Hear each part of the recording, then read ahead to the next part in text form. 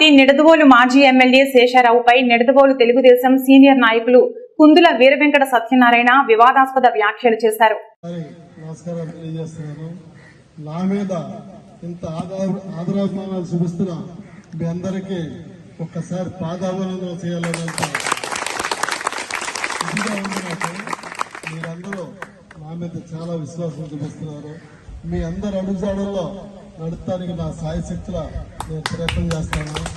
అది కూడా కాకుండా మీ అందరినీ నా ఫ్యామిలీ మెంబర్ కింద నేను చూసుకుంటానని మీ అందరికీ తెలియజేస్తున్నాను. నేను అతి సామాన్యమైన కుటుంబం నుంచి వచ్చాను. అంచెలంచెలుగా కష్టపడి ఎదిగి ఒక స్టేజ్కి తీసుకొచ్చాం, ఒక స్టేజ్కి వచ్చాం ఫ్యామిలీ అంతా. అలాంటి పరిస్థితుల్లో మా ఫ్యామిలీ అంతా సెటిల్ అయిపోయింది, అందరూ సెటిల్ అయ్యారు. నేను కూడా ప్రజాసేవలోకి రావాలనే ఉద్దేశంతో రాజకీయాల్లోకి రావడం జరిగింది. అంతకుముందు నాకు ఈ రాజకీయాలంటే కానీ ఈ ఓట్లాడుకుంటే కానీ చూడేది కాదు. అది మనం కూడా ఏదో ఒకటి చేయాలనే ఉద్దేశంతో నేను ఈ రాజకీయాల్లోకి వచ్చాను.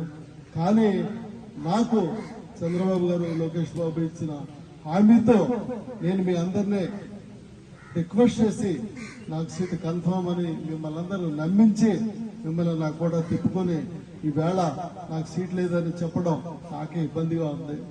అయినా మన నాయకుడు నారా చంద్రబాబు నాయుడు గారు ఈ రాష్ట్ర భవిష్యత్తు గురించి, మన పిల్లల భవిష్యత్తు గురించి, తెలుగుదేశం పార్టీ గెలవడం అనేది, ఆయన ముఖ్యమంత్రి అవడం అనేది చాలా అత్యవసరమైన, చాలా అవసరాన్ని గమనించి ఈరోజు జనసేన పార్టీ తోటి, బీజేపీ తోటి కలిసి ప్రయాణం చేస్తానికి నిర్ణయించుకుని ఆ కారణంగా మన సీటుని జనసేన పార్టీలో కందుల దుర్గేష్ గారికి ఇవ్వడం జరిగింది. ఆ విషయం నాకు ముందే లోకేష్ బాబు మెసేజ్ చేయడం కూడా చేశారు. చేసి అన్న మనంతా కలిసి ఒక టీం వర్క్ చేసుకుందాం, అక్కడ దుర్గేష్ గారికి ఇవ్వడం జరిగింది, మీరు ఆయన గెలిపించమని నాకు ఒక సందేశం ఆయన పంపించారు. ఇది అందరికీ నేను తెలియజేయలేదు, కానీ తెలియజేసి ఉండాల్సింది. అలాగే నిన్న మొన్న 4 రోజుల నుంచి కూడా స్టేట్ కమిటీలో చంద్రబాబుతో ఉండే పెద్ద నాయకులు వచ్చి నన్ను కలవడం కూడా జరుగుతుంది.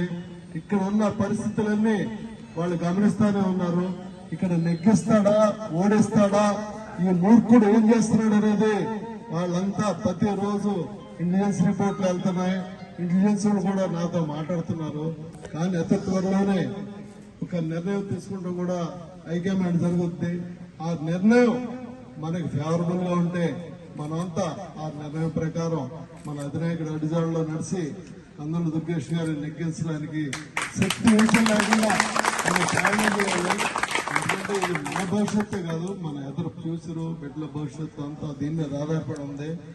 మనకేదైనా అన్యాయం జరిగితే మీ అందరి సలహా మేరకు ఏ నిర్ణయం తీసుకోవాలో నెక్స్ట్ వీక్ మనం ఆలోచించుకుని డిసిషన్ తీసుకుందాం. మీరంతా నాకు ఎంత అభిమానం చూపిస్తాం. నేను ఇంకా ఇప్పుడు ఈ జన్మలో మరో లేదని మరీ ఒకసారి తెలియజేస్తున్నాను.